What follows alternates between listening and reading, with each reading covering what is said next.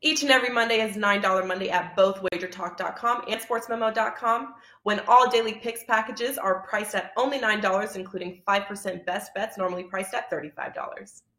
As an added bonus, any picks packages loaded early for Overnight Tuesday or action during the week will also be priced at $9 until midnight on Monday. So make sure to take advantage of getting these $25 and $35 picks for only $9 before the clock strikes 12 and they return to regular price.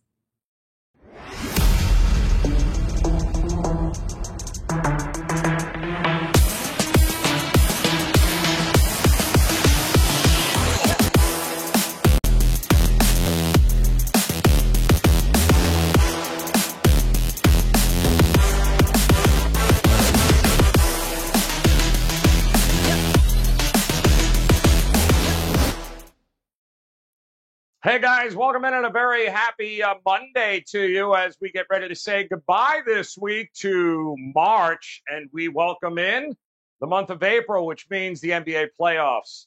They are just around the corner. We got another week or so of regular season games. We got some great matchups tonight.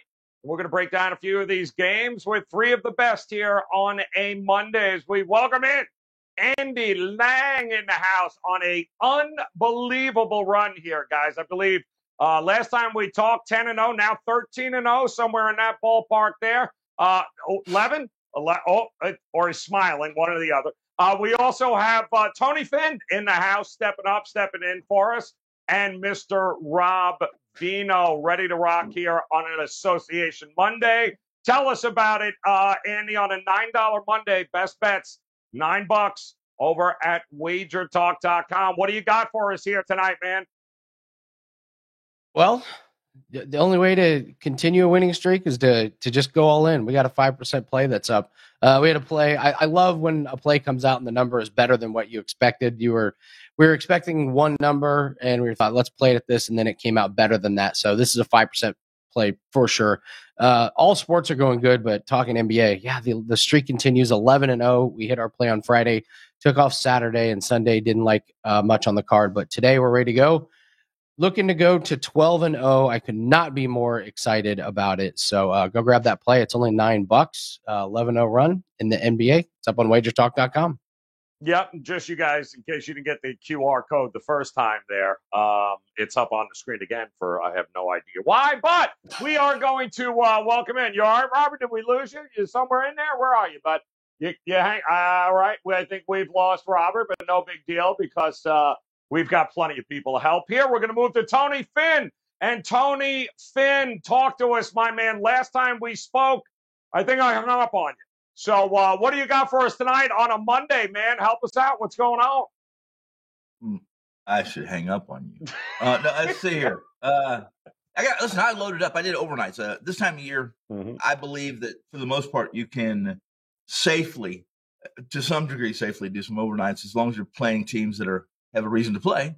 And you don't have to worry so much about rest, relaxation, load management, et cetera, et cetera. I have 3 NBA plays locked, loaded. 3 of them I really like. One of them has already moved to the point where luckily it's in a package, so I don't have to really pull it down, but it's far gone, maybe close to what Andy's saying. He got a better number than he thought. And I have 4 college basketball games spread out throughout the week, already up and ready. I had a good weekend, swept the Elite 8, 8-2 in the NBA. So we'll come into a week and hopefully finish the month strong. All right, let's do it. And Rob Vino, what is going on, my man? College hoops still alive and well. We got a Final Four this week. We got NIT. We got a few basketball games tonight as well as the association lineup. So $9 Monday. What do you got locked and loaded for us, Vino? Yeah, we are locked and loaded. First off, though, Joe, when Andy Lang was making those hand signals, that was referencing the U. You should have picked up on that. That was definitely a Miami of Florida gang signal. Yeah. And Tony Finn, overnights. I can't believe you said that because I know. Last night as games were ending, because on Sunday they end a little bit early. So the Boston game ended, and I immediately looked at Toronto-Boston thinking, well, if Brown and Tatum, were questionable right up until opening tip. Certainly one of them is not going to play tomorrow in Toronto. Little did I know that taking 1.5 at that point would turn into, minus 8.5. I got Toronto plus Raptors. 2. So A big that thing has gone plus 2. crazy. Bad news on Robert Williams. But Joe, as far as plays up right now for tomorrow, we've had a 5% play up in the NIT for a couple of days now, still up and available for $9 Monday. Boy, a host of NBA plays. I think I have 5 up there, 3 best bets. So go ahead and check them out. WagerTalk.com, $9 Monday. Can't go wrong with it, guys. Make sure you visit all 3 of these gentlemen.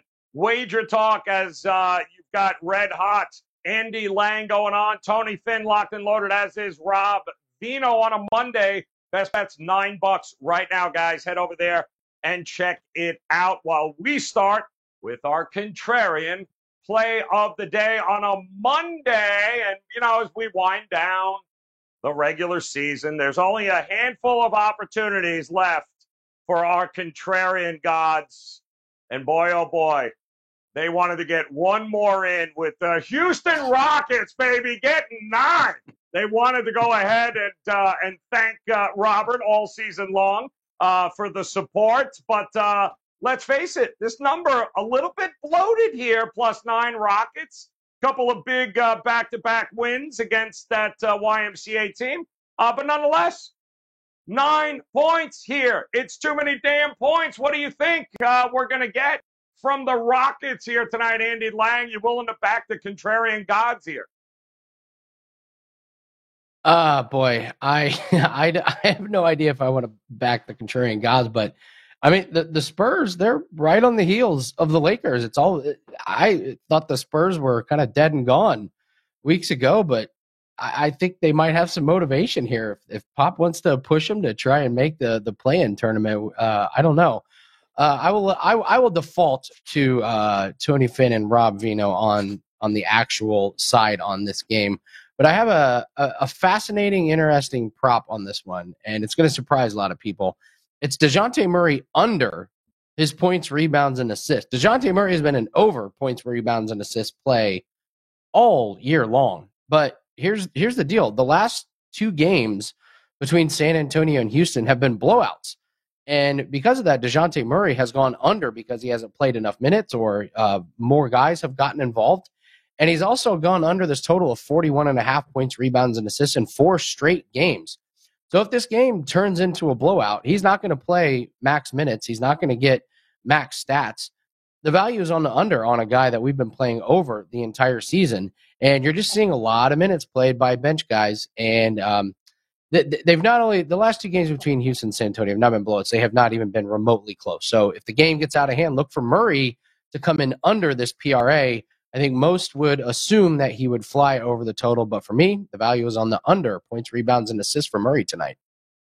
So I get it. It's the Rockets, and we generally look at the Rockets, Rob Vino, in a spot where it's like, oh, it's the Rockets. Stop it. But this Rockets, what have they covered? 4 of their last 6. They won 2 games on the road, by the way. They are now home.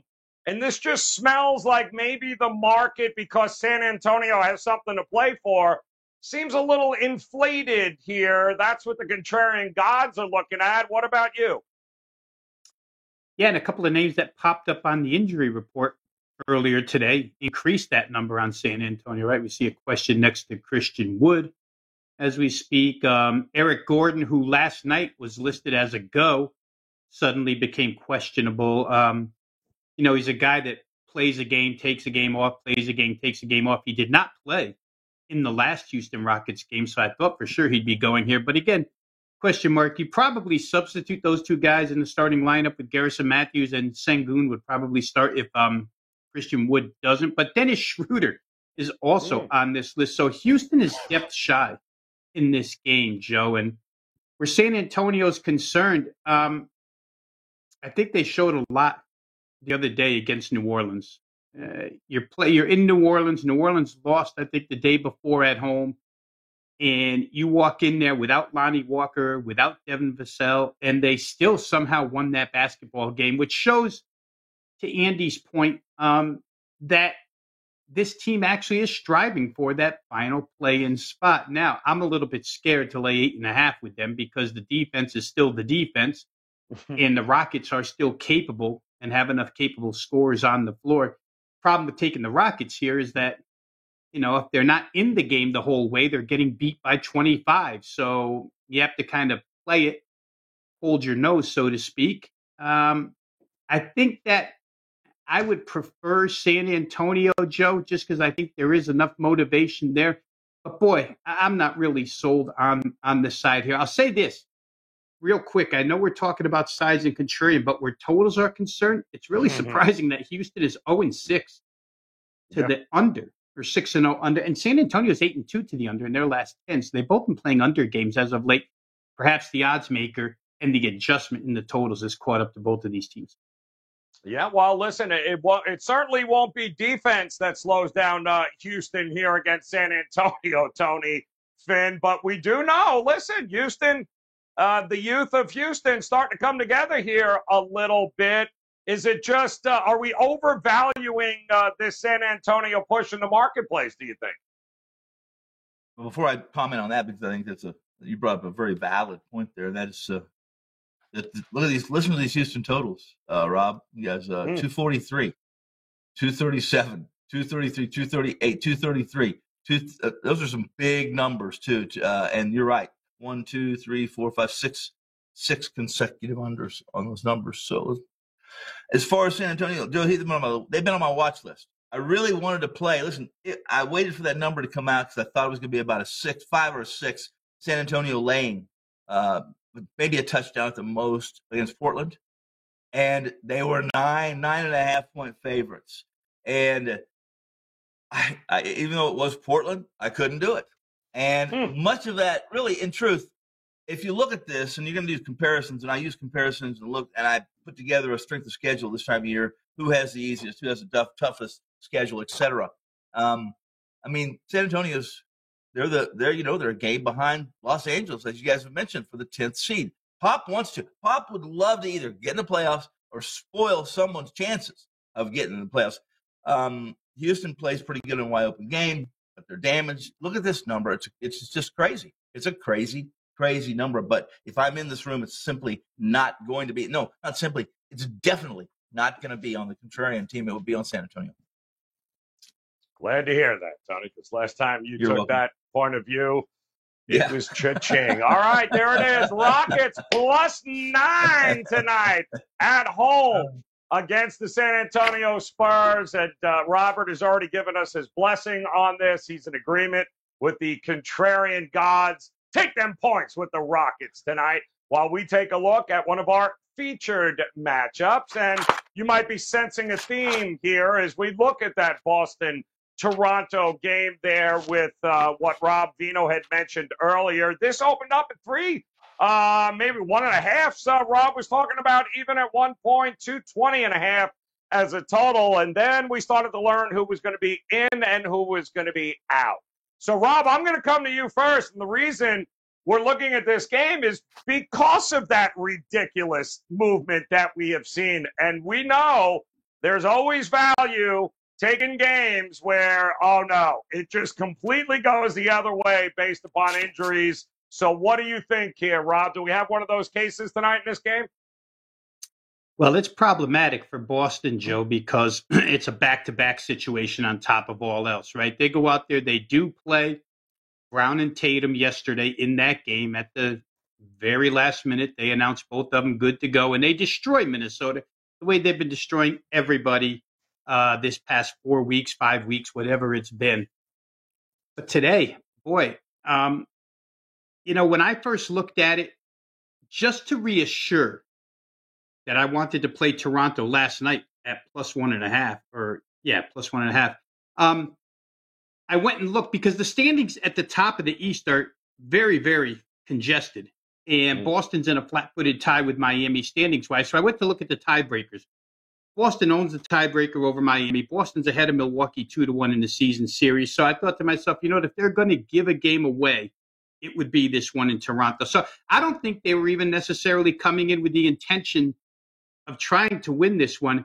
But then to have the news of Robert Williams on top of all of this. The MCL injury, that kind of destroys, in my opinion at least, any hope they had of winning the Eastern Conference. If he's out 4 or 5 weeks, you could forget it. Without him in the middle as a playing defense, they're in big trouble. Tonight, you get a Toronto team. I'll tell you this, fundamentally, guys, Toronto will kill Boston on the boards. Toronto has been an absolute beast rebounding over the course of the last 2.5 weeks.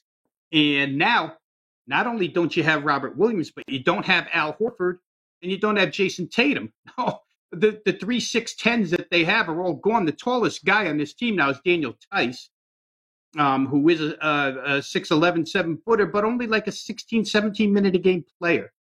I think Boston probably gets beat up pretty good here. They're really limited off the bench. I have Peyton Pritchard as the sixth man, and then I have Sam Hauser and Luke Cornett. I guess you can count Luke Cornett as height, depending upon how you want to rate Luke Cornett. But hey, boy, oh boy, if Gary Trent Jr. plays in this game, will we be laying 11 with Toronto all of a sudden? It's crazy, but I think Toronto's probably still the right side, even at this price. I think that they certainly have something to play for. And to me, it just looks like a giveaway game by Boston. All right, looks like all right, beat us by however many you want, Tony Finn. If that's the case, double digits. Can I offer you double digits with Toronto? Maybe an alternate line here tonight. How do you approach it there, Finn? I'm with Rob. I mean, I did overnights last night. When I saw that the overnight when Boston, I was on Boston yesterday because their situation was great at home against the top 10 net team. Well, and they showed it, especially against Minnesota. Tonight is very similar.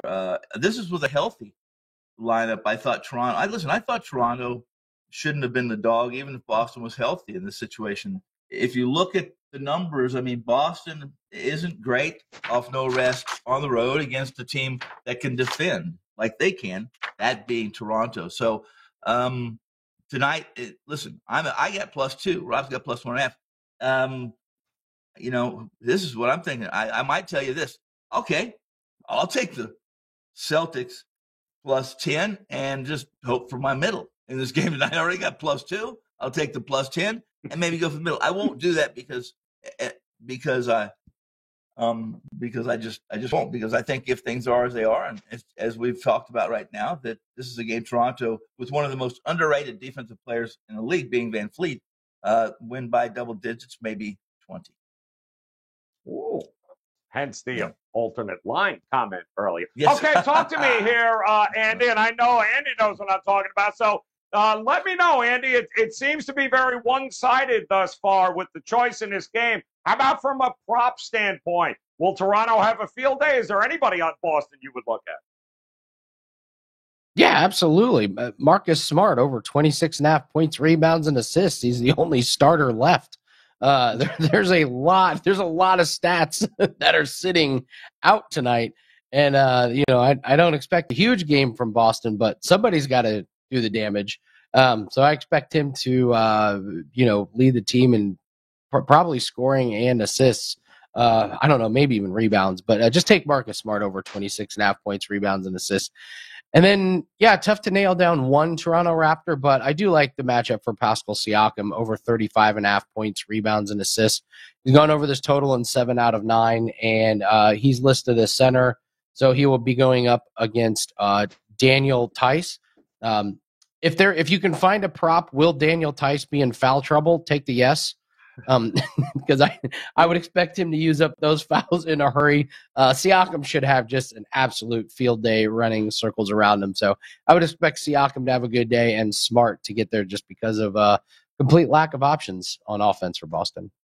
All right, good stuff there, guys. Where there is injuries, there is opportunity in the NBA, which is why we love it. All right, let's focus on a total here, guys, in the game tonight for our overtime segment. And we are going to head to Charlotte as we take a look at the Denver Nuggets at the Charlotte Hornets here. 232.5 is an opening total. It is starting to creep up here a little bit. And let's face it, it's been an interesting couple of weeks for the Denver Nuggets. They seem to have lost their defense along the way. because they're just giving up all sorts of points. And yet here we go. We knew their depth was a little bit of a concern to begin with. And Charlotte coming off a win last night. I mean, how much defense are we going to get here, Andy? And how do you look at this from a prop betting perspective?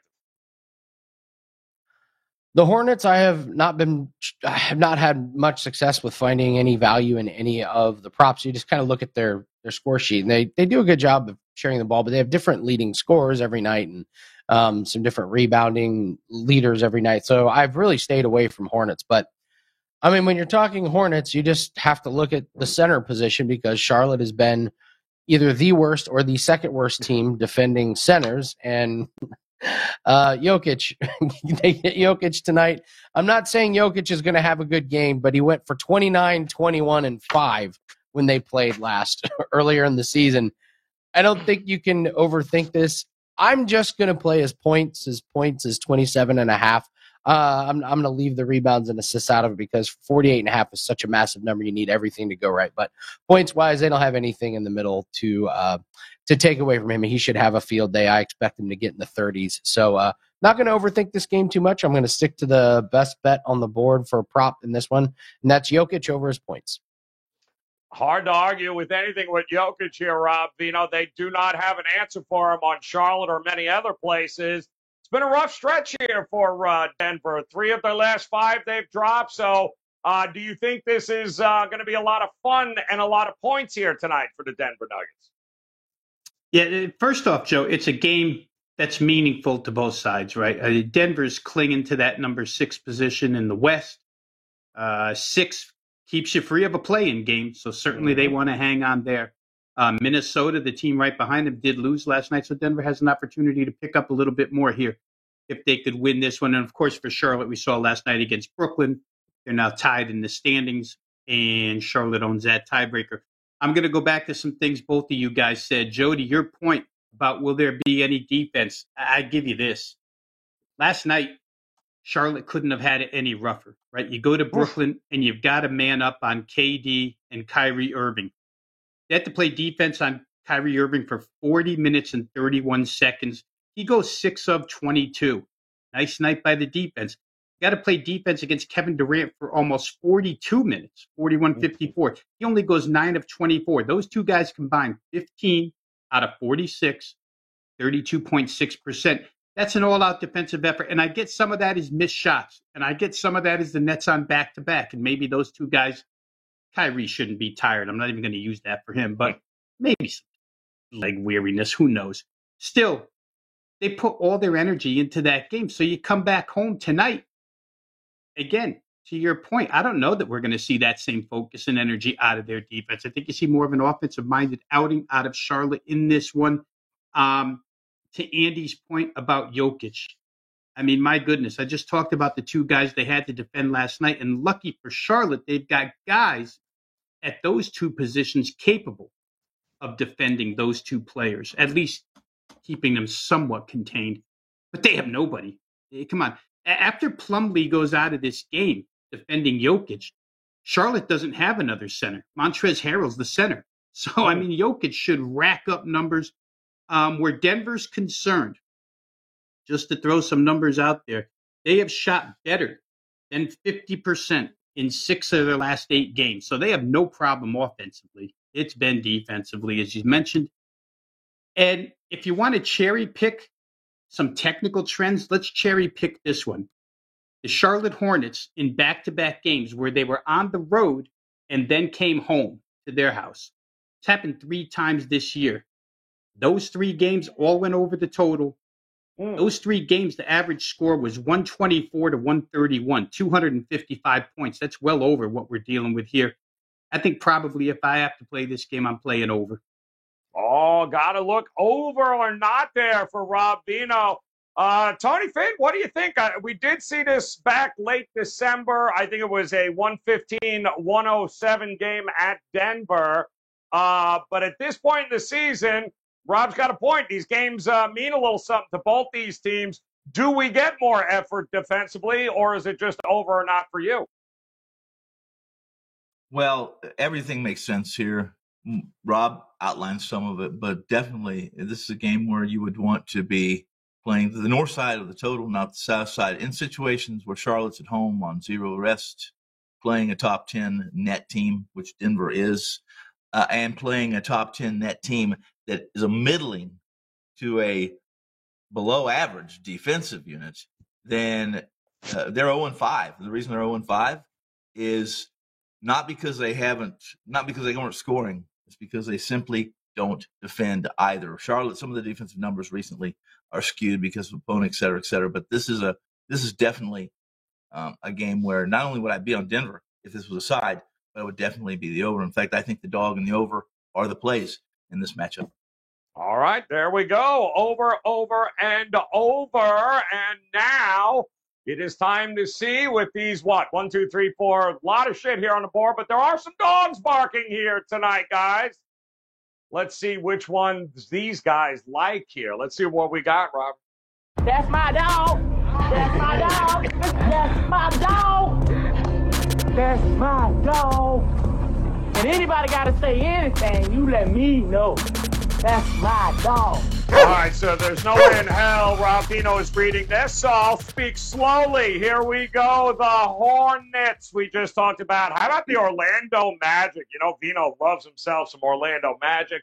You got the Pacers. Look at that. Andy's jumping up and down. The Kings, the Knicks, the Celtics, the Warriors are a double-digit dog. We talked about the Rockets, and let's not forget those Portland Trailblazers plus 1.5. So come on, Andy, kick us off here. Which one of these would you make your dog tonight?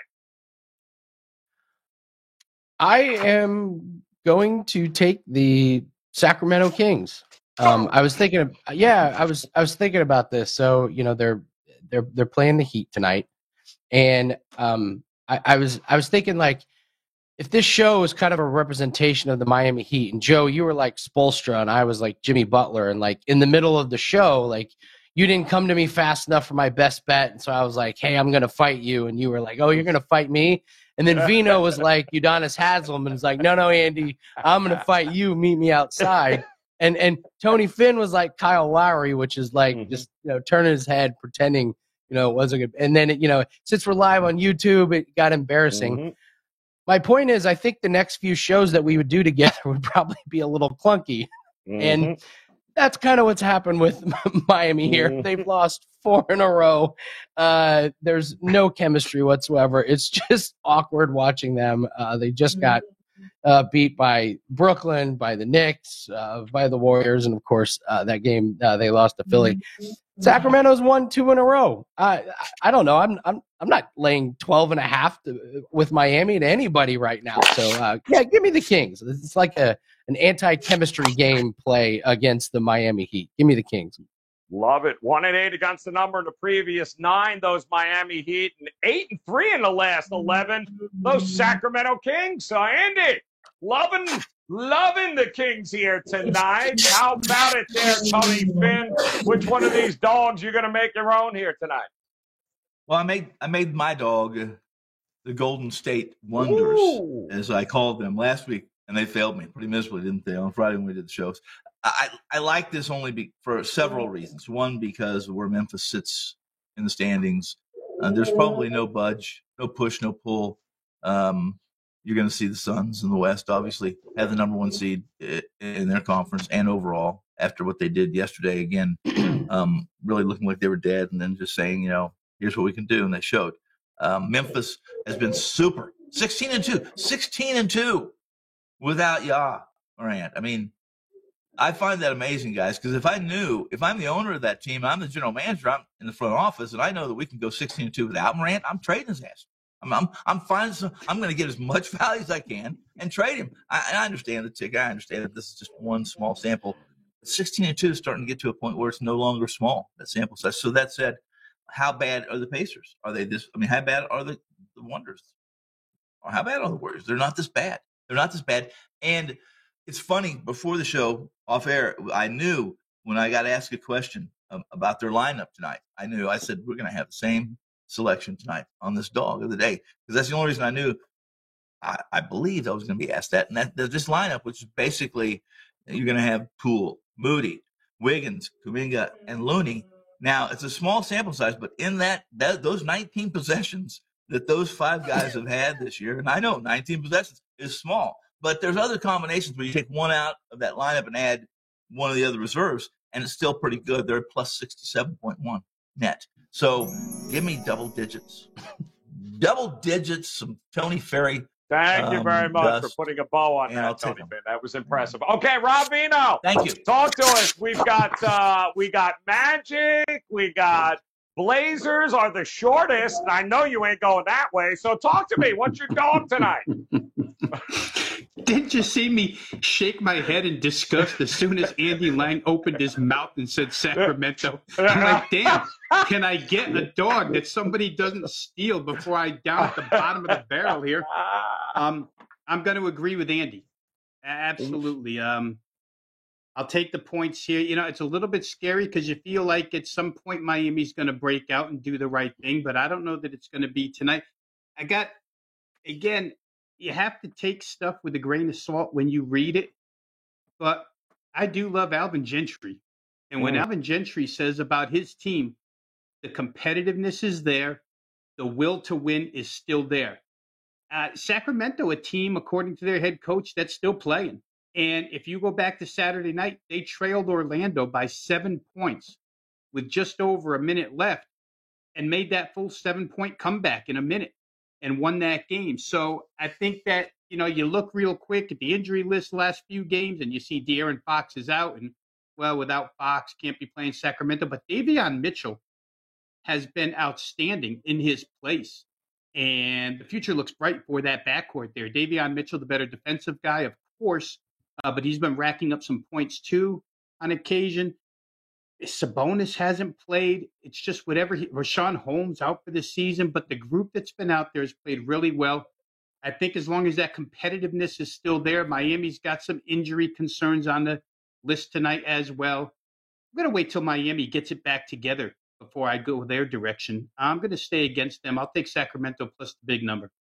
All right, there you go, guys. A couple of votes for the Kings and the Warriors here tonight for your dogs. Now let's talk some best bets.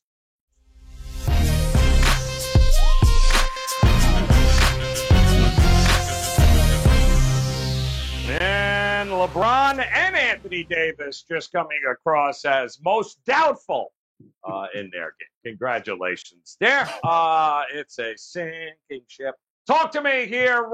Best bet time, 60 seconds on the clock. We're going to start with you, Andy. Tell me, where is your best bet since you are on a monster run right now? It's been, I mean, who was president last time you lost a game? Damn, dude. Tell us who you're going with tonight. Well, Rob, I will say what's funny about that is originally I was going to go with the Orlando Magic as my dog, but Tony Mejia was originally scheduled, so I was going to leave that to him, and then I moved over to Sacramento, and then he couldn't make the show. So anyway, yeah, we're on 11-0 streak in the NBA, looking to move to 12-0 tonight with a 5% play that is up at wagertalk.com. Only $9, and the line has held steady. The number has held steady all day.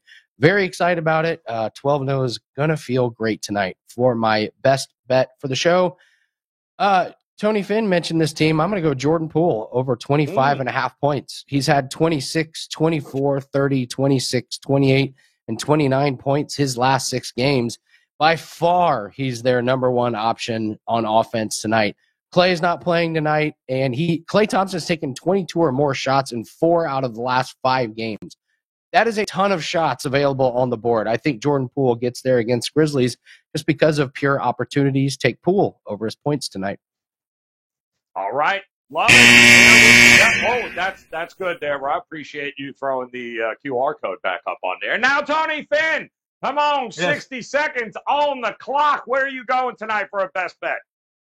I'm gonna play the role of Andy Lang tonight, and we're gonna do a proposition as the best bet. Yeah, and we're gonna go to maybe the must-see TV game of the month, that being Houston and Portland and Oklahoma City. I was hoping to get buzzed, but I had to. But the Blazers and the Thunder, these two lottery teams. 8 games remaining in the season. OKC pretty much is a team that's auditioning and looking in the future. I mean, they have a handful of guys who are going to be part of their future. On top of everything else, they have 3 first-round draft picks this year. So some of these guys are still trying to playing individually. But tonight they'll be without Dort, Jerome, Giddey, Robinson Earl, et cetera, et cetera. The guy to watch is a guy who I really like, Trey Mann, over 18.5 points, piece of cake. Wow. Time left. Holy Jesus, what was that? All right, come on, Rob Vino. Yes. 60 seconds on the clock. Tell us which way you're going for a best bet tonight. Yeah, it looks like none of us are going with like the full game or total route here. I'm going to go first half, Joe. And, we've had a saying on this show for the last 3 years, if it ain't broke, don't fix it. And I'm going to play Memphis first half over Golden State. Memphis is 29-9 in the first half, their last 38 games. And if you shorten that up a little bit, they're 11-2 against the spread in their last 13 first halves. And in 10 of those 11 point spread covers, they've led the game at halftime between 8 and 26 points. Here we're asked to give 6.5 to a Warriors team that's pretty depleted for tonight's action, coming off a back-to-back situation. I think that Memphis, even if Jaren Jackson doesn't go, their youth, if you match up speed against this Golden State team, you can see it should be a mismatch. Memphis has scored over 30 points in the first quarter like a zillion times in a row here. So give me Memphis first half minus 6.5 over Golden State. All right, there you go. And he got buzzed anyway. So you go. We got a few interesting points tonight here, but maybe the most interesting is yet to come. And let's take a look, guys, because it is time for the John Ryan angle of the day. And let's see where John Ryan's going tonight. He's going to focus on everyone's favorite Boston Celtics and Toronto Raptors. John says we want to bet on the under if the home team is at least 10 games over that 500 mark, and if they are in the second half of the season, so far so good, and if the visiting team is at least 10 games over 500 as well, and if the guest has won 5 of their last 6, 35 and 58 to the over-under. That is 64% to the under in the last 5 seasons. How do you like that? And, of course, we invite you to check out John Ryan, his angles of the day, over at sportsmemo.com. We appreciate it, but we didn't talk any total in that game, but under seems to be the angle there with Boston and Toronto. And to recap it all here, guys, let's check it out as Andy Lang, give him the Kings are barking against Miami here tonight. He does like Jordan Poole over 25.5 points as his best bet. Tony Finn, well, he likes those Warriors and Jordan Poole, but his best bet, Trey Mann, going over 18.5 points, while Rob Vino in total agreement.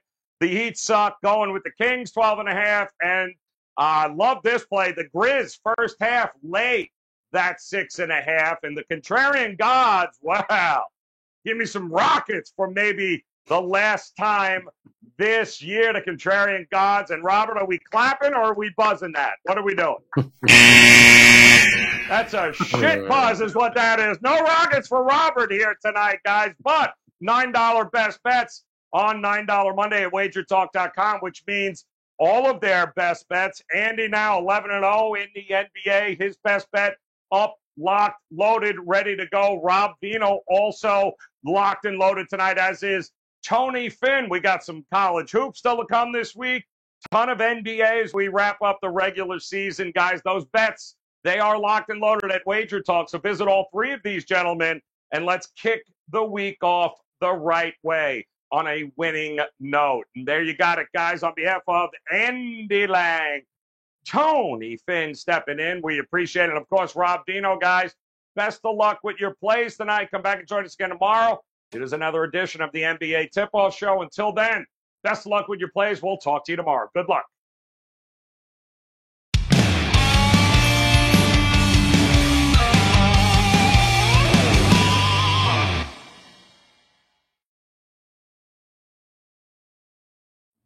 Each and every Monday is $9 Monday at both wagertalk.com and sportsmemo.com, when all daily picks packages are priced at only $9, including 5% best bets, normally priced at $35. As an added bonus, any picks packages loaded early for Overnight Tuesday or action during the week will also be priced at $9 until midnight on Monday. So make sure to take advantage of getting these $25 and $35 picks for only $9 before the clock strikes 12 and they return to regular price.